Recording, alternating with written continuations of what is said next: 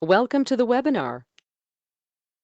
An attendee in listen-only mode. Normally sign to the email and then get their consent back in a reply email, or maybe you copy whatever the consent is or the acknowledgement that you want them to agree to directly into the email which they reply to, as long as it's really clear what consent consenting to.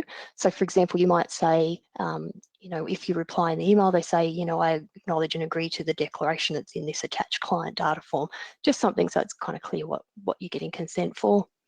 And of course, in some cases, consent can be obtained verbally, and you need to keep a record of that.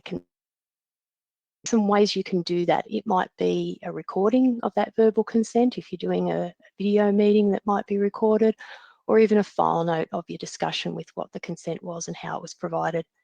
If you're recording, of course, remember to adhere to any rules about recordings and having consent from all parties where needed. And usually we'd recommend that verbal consent is kind of your last option when other options aren't suitable.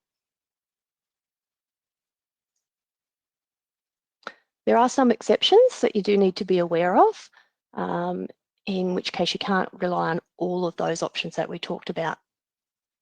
Some of the documents require an original signature and even a witness, such as things like death benefit nominations. In those cases, you probably need to look at options like using regular mail. Opt-in documents is one document where it's legislated that the opt-in must be obtained in writing. So in that case, a verbal consent won't be sufficient. And for product providers, you need to consider what their requirements are and get some advice from them on how best to manage that. That might be things like applications, but also things like consent to access information or transfer servicing rights and the like.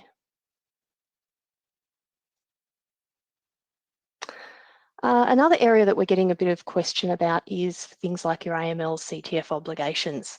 So with your AML, there isn't a requirement to see clients face-to-face when you're identifying customers. That's something that AUSTRAC says.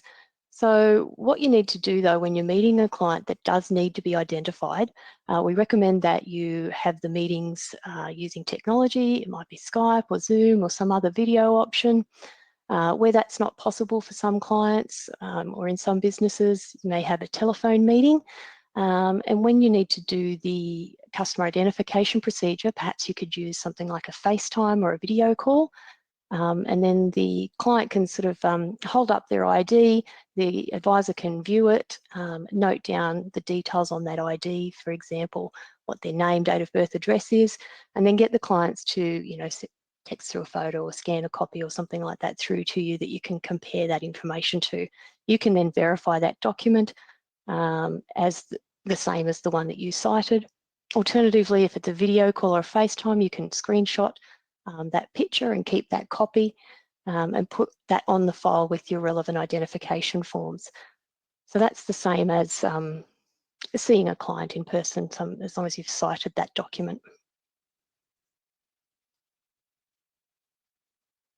So we've got our first polling question, which Jess is going to launch. So in this case, we're asking which of the following statements is correct. A, where you don't have a face-to-face meeting with a client, you must obtain a certified copy of the client's ID. B, death benefit nominations may be completed using encrypted digital signature options. C, a video conference is considered to be the same as a face-to-face meeting. Or D, verbal consent is sufficient for all but death benefit nominations.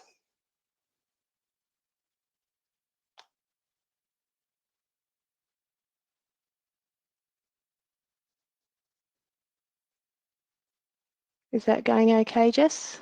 Yeah, we've got about 70% voted. So now it's up to 80, so we'll close this one off. And those are the answers.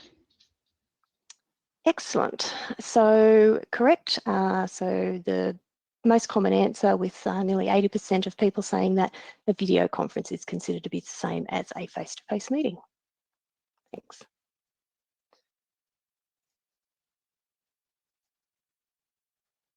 Okay, so a lot of the questions that we get asked is, how to deal with things, queries from clients, and what's the best way to assist them. So we're just going to go over some of those options about how you might go about providing your clients with service.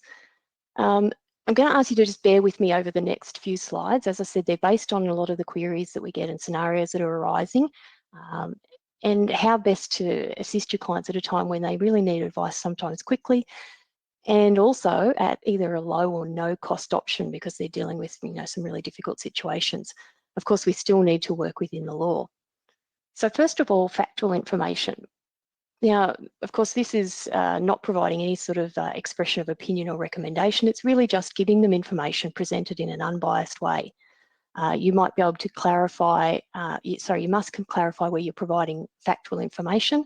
And the factual information can also be provided by your staff if that's appropriate, because you don't need to be authorised. You just need to be careful that they're not stepping into general advice or personal advice. For example, some of the scenarios that I can think of, having just listened to PK and Tilly's presentation, is if clients are just after facts about certain information about the benefits, Centrelink benefits, and how they might work and those types of things.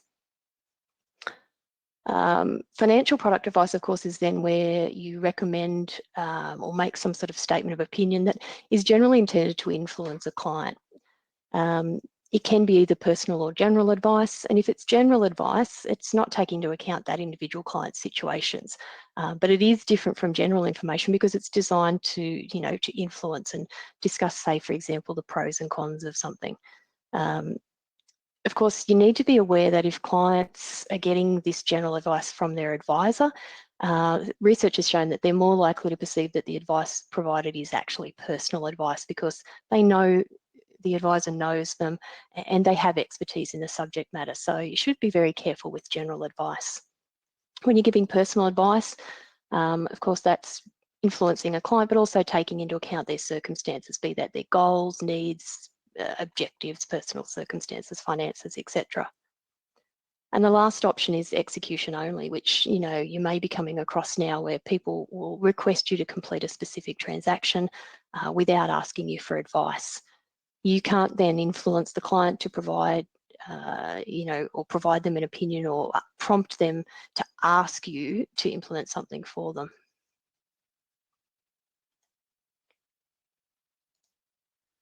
Okay, so a few different examples here, and we're going to go through which might be an appropriate option for these. So you may be able to provide factual information, general advice, or execution-only services instead of personal advice in some situations. So in the first example there, how can I access money from my super under the government stimulus package?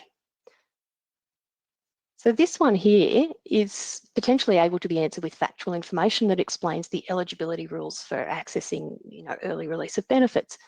Now, I'm not saying that general advice or personal advice shouldn't be an option, but in the first instance, just answering a direct query can be done by providing factual information without giving advice. The second one is if you want to withdraw, a client rings up and says, I want to withdraw $10,000 from my super. Potentially, this could be execution only. The client has provided you with a clear direction and you may be able to act on these instructions. Of course, we would always encourage you to be offering your clients advice. That's what they would generally expect from you. That's under our current guidelines about providing execution only.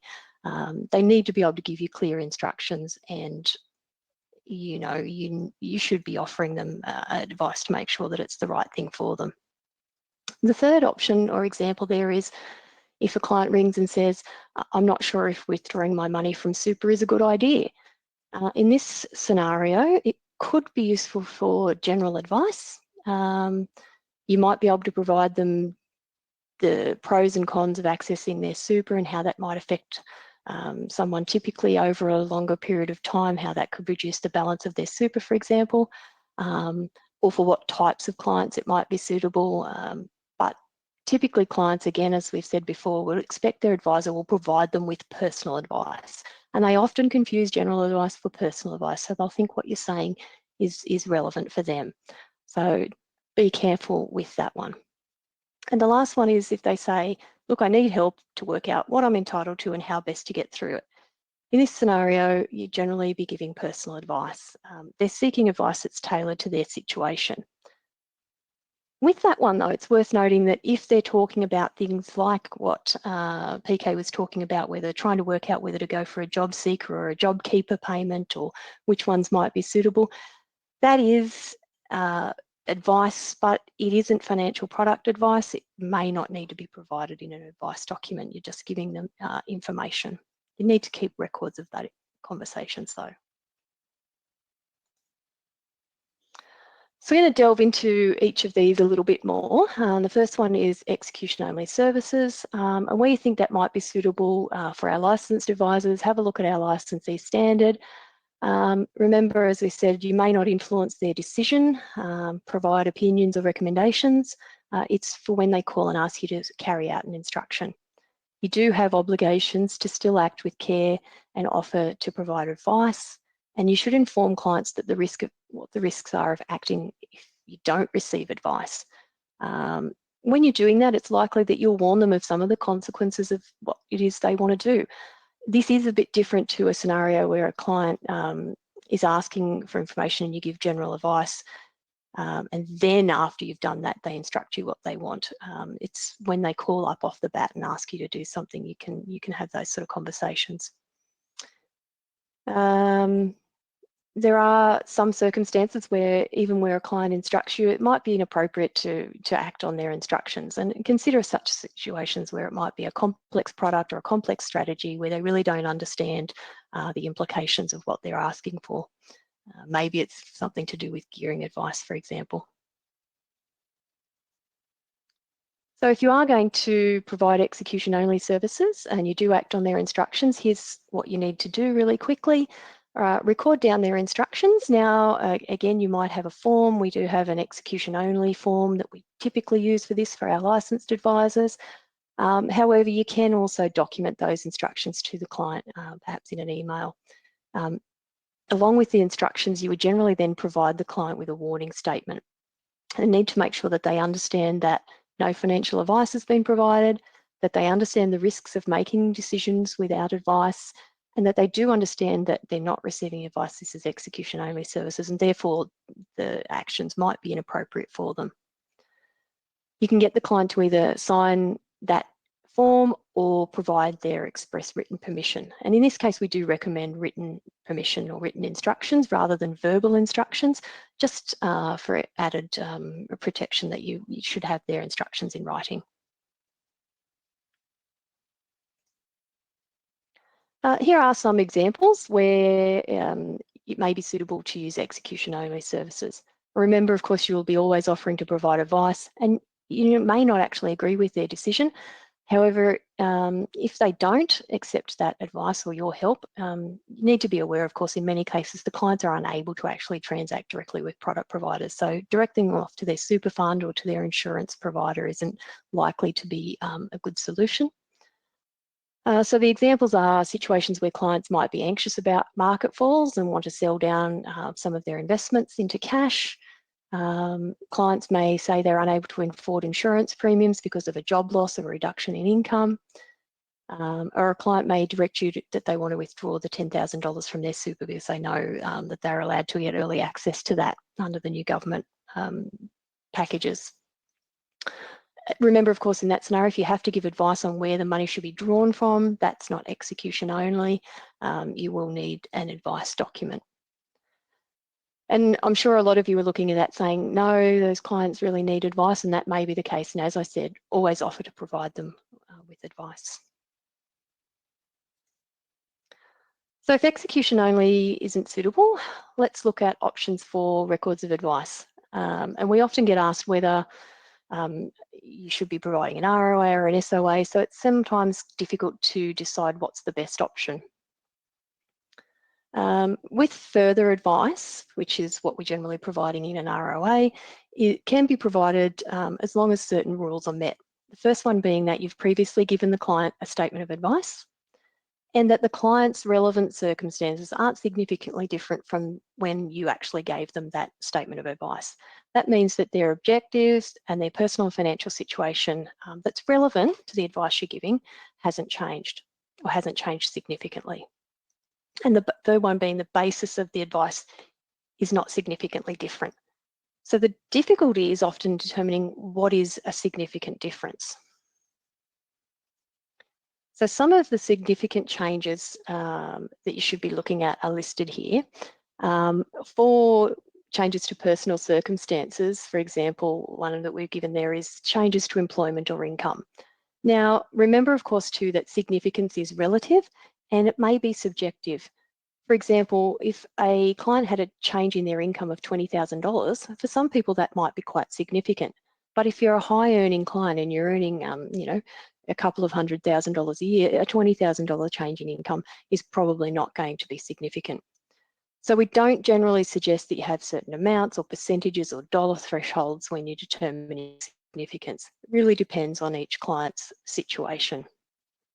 And when you're thinking about whether the basis of the advice has changed, you need to maybe think about whether what you're recommending is a brand new strategy, or is it just a tweak or a change to a client's existing strategy? And similarly, are you introducing a brand new product that the client would be unfamiliar with, or is it just a change or a similar product to the one that they've already got?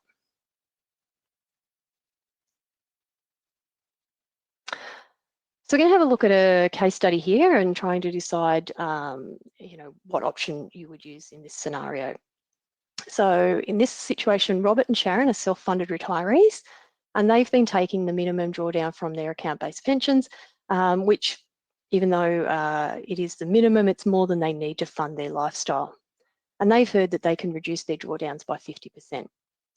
So when you're deciding if you should do a ROA or an SOA, you'll think about whether their personal circumstances have changed, their original income objective and their expenses remain largely unchanged. In fact, because they've previously been required to draw more than they need, it's probably built up in cash, or maybe they use it for other expenses like travel, so they don't need it right now. There has been a temporary reduction in the minimum drawdowns, and yeah, it's a change to the legislation, but it's not a new strategy. It's just adjusting their existing strategy where they're getting a regular pension and a regular drawdown. So in this scenario, what we would say is that you can provide a record of advice. So we're going to get to our second polling question now. In this one here, we're looking at determining significance again, and this is a common one that will get asked. So in this case, Harriet, the client, is concerned about falls in the market, and she's currently invested in a growth portfolio, but she'd feel a bit more comfortable having a good 50% of her super in cash, which she thinks will help prevent further falls in value. So what advice document should you use? A statement of advice because her risk profile has changed significantly. B, a record of advice because moving from a growth to a balanced portfolio isn't really a significant change. C, a record of advice because her risk profile hasn't actually changed. She's just making a tactical change to her asset allocation. Or D, execution only. The client's directing you in what she wants done.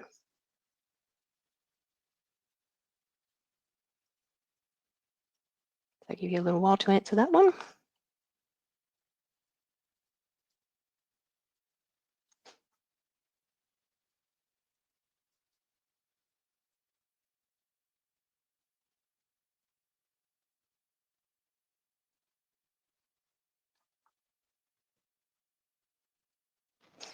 We're at about 80%, so I'll close this one off. Excellent, thank you. So this is a little bit of a trick one because I don't think there's a right answer here. In fact, in some scenarios, any one of those answers could be correct. And this is why it can be challenging sometimes. Now, I know typically we will say if a client has changed their risk profile, that that's a significant change in circumstances. And you would generally need to do a statement of advice, and that's the majority answer that people have said.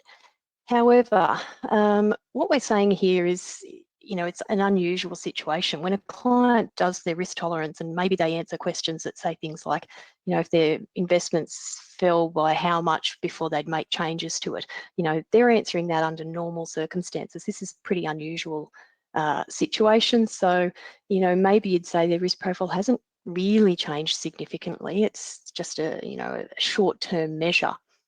I'm not commenting on whether it's right or not to do that, but maybe you say that an ROA would be okay. And look, even in some situations, you might say that, you know, the client is directing this and you've offered to provide advice, but they're adamant they want to go ahead with this. So look, any one of those may be appropriate depending on the client's circumstances. What we are going to do is release some things today that hopefully, whatever the option is, will make it a little bit easier for you to manage.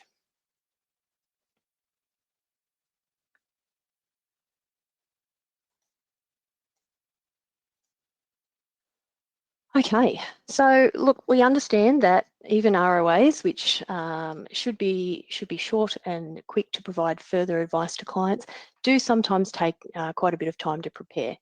And we understand that there's probably a high demand from clients at this time. And if you've been keeping up to date with the information we've put up on Centrepoint Connect, we've already made some announcements about how you can assist clients with ROAs in a way that's timely for them and also cost effective for your clients. We've announced that an ROA can be kept in any form, provided it meets the legislative requirements. So it doesn't have to be on the standard template. The requirements are that an ROA must include the date in which the previous advice document was given to the client, and that document is the one where the client's relevant circumstances were last set out. So it'll usually be the statement of advice. You need to give them information about your recommendation. So things like switching costs, tax consequences, risks, but also how the advice places them in a better position.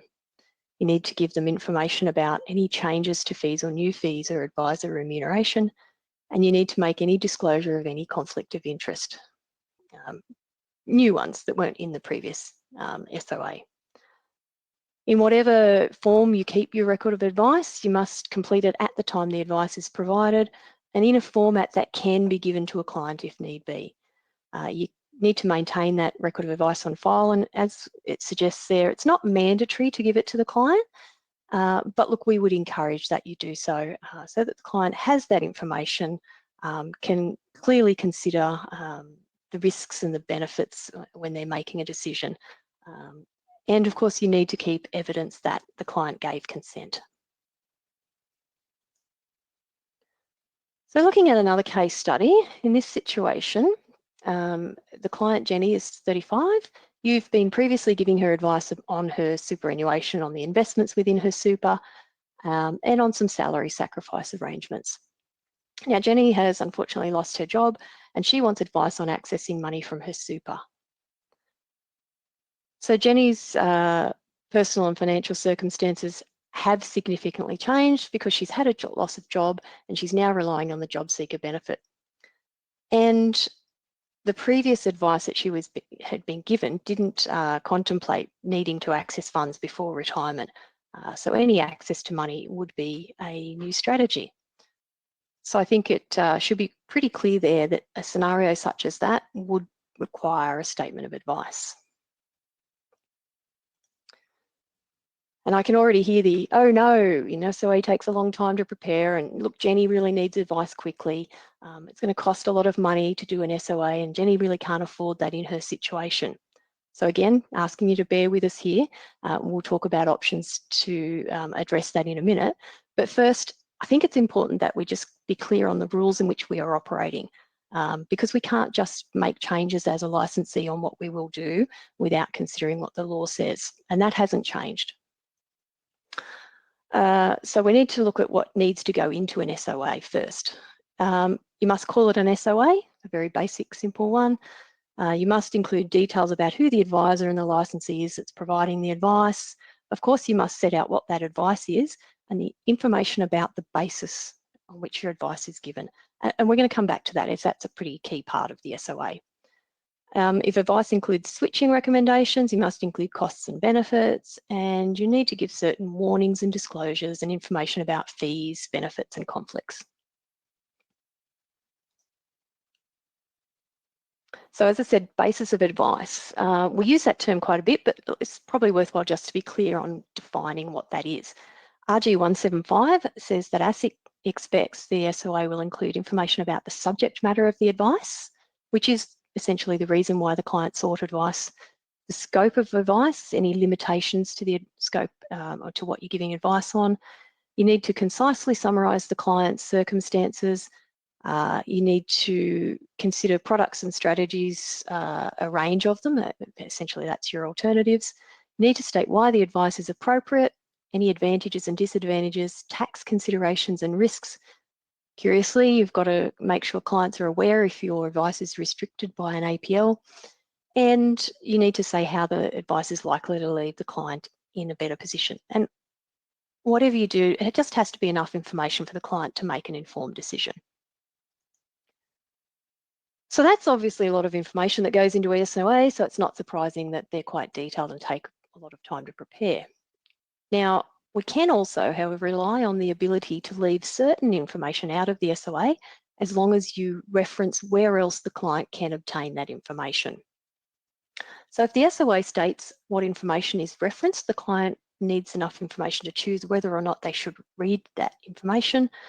They must have already received the information or be given that information along with the SOA, and it must be available on their request and at no charge should they need a copy. So you can reference, for example, a client data form, which would include information about the client's circumstances, as long as they've received a copy of it, or you could reference a previous SOA that had certain information in that. Things that you cannot reference that would be specifically product replacement information and the incomplete and inaccurate information warning. The other point worth noting here is, of course, time critical advice, which you'd be aware of, and where advice is time critical and the client instructs you to implement the advice immediately, and you really don't have time to give them an SOA before they need that service, you can use time critical advice. You still have to provide at that time and before providing those services information about remuneration, conflicts, and any consequences of product replacement. And then you have 5 days in which to provide, 5 business days that is, to provide an SOA. As we've noted there, this is a legislative requirement. It isn't a licensee standard. We can't give you extra time. 5 days is it. Of course, there's been some talk about there being an option for an extension to 30 days, similar to what they allowed in 2017, where superannuation legislation changed and there was a lot of demand for advice before the end of that financial year, but we have not heard anything at this stage. So stick with the 5 days if you're going to be doing time critical advice. So now that you've stuck with me throughout that, I'll get to the good stuff. So you understand the legislative requirements now and the rules in which we have to work. And these are some of the things that you can do. So as we've already discussed, ROAs can be kept in whatever form you want, provided it meets the requirements. To assist you, we're providing a new ROA template for use. It isn't mandatory, but I think you'll find it useful. It's essentially a Word document that's in a very much a file note style format, but suitable to be given to a client. We're also releasing a new statement of advice template, which should be used only for clients impacted by COVID-19. And it's really useful for providing sort of essentially immediate needs or transactional service, such as accessing benefits, for example. And we'll also be providing a sample SOA to sort of show you how that could be used. And once again, it's very much a Word style format that you can fill in hopefully quickly and easily for the client, but meets all the requirements. If you're dealing with clients and it's not people that are impacted by COVID-19 and don't have those immediate needs and it's normal advice requirements, you should use, and we require to use, the normal statement of advice. Now, of course, this is all for our licensed advisors, but we're going to be making copies of all these templates available for other licensees and self-licensed advisors who may wish to use these as well. Now, for those of us using our software, our Compass software, these templates aren't immediately going to be available or coded into Compass. You know, we're moving pretty quickly on this, like a lot of things at the moment. But we are investigating options to code in some merge templates. So that would populate some basic client information, name, address, etc., licensees and advisor details, and some of those sort of things that make it easy for you to produce these documents. We will be making these available very shortly, and also a short licensee standard on how and when to use them. It's important that whilst the SOAs are brief, that you're still doing the appropriate steps in meeting best interest duty to make sure that the advice that you're providing is appropriate for client, and you need to maintain all those sort of working papers on file. This will be, for example, if you make a statement about how their investments would be in line with the risk profile, then you need to have that evidence on file. If you say they've got sufficient cash flow, have the evidence on file, but the SOA can be a little briefer. Now, this SOA, it is a temporary measure. We don't intend to maintain it down the track, but for now, we're hoping that it can help you deal with clients who have certain needs as efficiently and quickly as possible. So last polling question, and we're going to put this into practice. So Alison, the client, is 62 and she's lost her part-time job in retail. So she's decided that at 62 she would like to retire early, and she's come to you for advice. So in this scenario, what advice document should you use? Can you use the scaled SOA or the short form SOA because that client has been impacted by COVID-19? Or should you do a full SOA because the client needs retirement planning advice?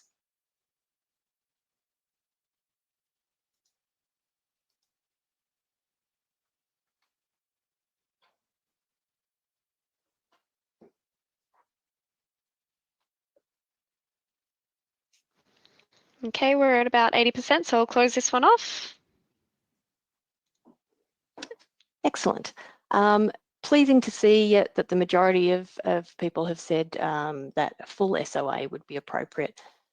Whilst we can't be certain from the example, she may have lost her job because of the coronavirus. She really isn't asking for immediate access to her super. What she's asking is retirement planning advice. She needs to know if she can afford to retire, and if so, how long her super would last. She might need you to consider potentially if she has any insurances. She might need to know what benefits, Centrelink benefits, she could be entitled to, and in fact whether retiring is the right option or maybe availing herself of some of these other benefits at this time. So I think in this case, if you're going to go with retirement planning, you need to do a full SOA because the client's going to need a fair bit of information. Great. Okay, in the last little while before the end of the session, we're just going to have a quick look at some tips for some sort of contingency planning. And we wanted to touch on some of the practicalities. So as we said before, there haven't been changes to the legislation. There's still some obligations that you need to meet, particularly in regards to things like ongoing service and FDS and opt-in obligations. So the first one here, we're looking at annual reviews, and they're likely not to be done obviously face-to-face, but you'll be using technology. And for some businesses and also some clients, there'll be some challenges, and clients might be uncomfortable or have difficulty in adapting to that sort of virtual meeting arrangement. And we appreciate that right now you're going to be dealing with a lot of clients who have some immediate needs, so you might be looking at delaying some of those reviews. But look, as we settle into this, and this is the new normal, which is not going to be probably back to normal in the short term, we do encourage that you continue to work with your clients, as I'm sure you are. Certainly some of them will need to continue to connect with them, even if they're not really comfortable with remote meetings. If they do request to cancel a meeting, I'm sure you're assuring them that you can still deliver these services that they're entitled to and that they have paid for. As you know, they need support now more than ever. But of course, if clients are ill or postponing a meeting, it's going to be necessary. You should have a look at your licensee standards on how to do annual reviews to see what your options might be. For example, you might be able to meet with the client, not meet with the client rather, and provide them with a review just for this year if they've declined and don't want a review, so that you're still providing them with some service. You might also find that at this time you've already been giving them a lot of support and advice, and perhaps that's addressed your obligation to provide a review because you're dealing with their situation right now. Just depends on what sort of advice you've provided. So, contact us if you need some guidance there. With FDSs and opt-ins, you still need to provide them, as I'm sure you're aware. It's important that you've got systems in place to make sure they can be done remotely. Make sure your procedures are documented, and that if your support staff are absent, that someone else can take that on, or that you're able to do it if your support staff normally do. Just having that sort of business continuity planning there. Remember, support staff can provide FDSs and opt-ins if you're absent, because it's not financial advice. And of course, it's a tricky time asking clients to opt in now. With everything else they're dealing with, it may be more difficult to get them to reply to an opt-in. And if their job or income is at risk, of course, paying fees may be a concern for them. Of course, the value that you provide now and the communication with them is going to make that, you know, really important that they opt in and keep getting advice at this time.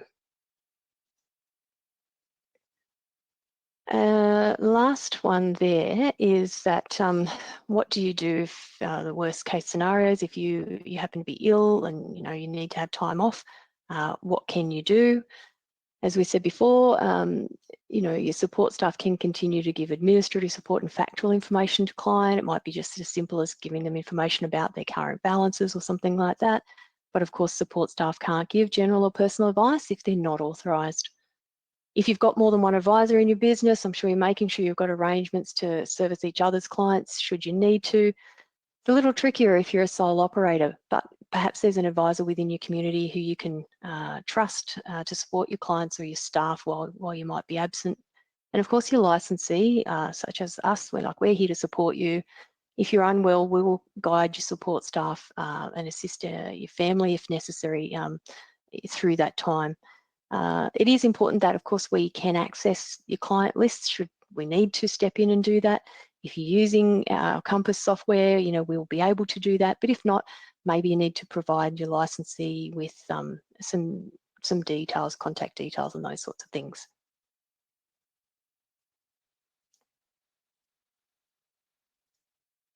Okay, so that brings us to the end of this session. As was mentioned in the last session, make sure you go onto Centrepoint Connect, keep an eye out. That's where we'll be making available all the materials, the templates that we're talking about, etc. They'll be up as soon as possible. Just working through those this afternoon. And if you've sent through any questions and we don't get to them, as we said before, we'll be making sure we collate those all together and get back to people individually as well. Thanks so much, Nicole. Yeah, we have quite a few questions. We have, again, about 30, which is really great to see everyone getting involved and engaged. So what I'll do is, yeah, as you said, pull a report of all of those questions and send them over to you by the end of the day so you can get back to them. So thank you to all those who joined us for this session as well. We're going to take a slightly longer break now to allow for lunch. So we will see you for 2020 Vision, a view on regulatory changes in the next 30 or so minutes. Okay, thanks everybody. Thanks everyone.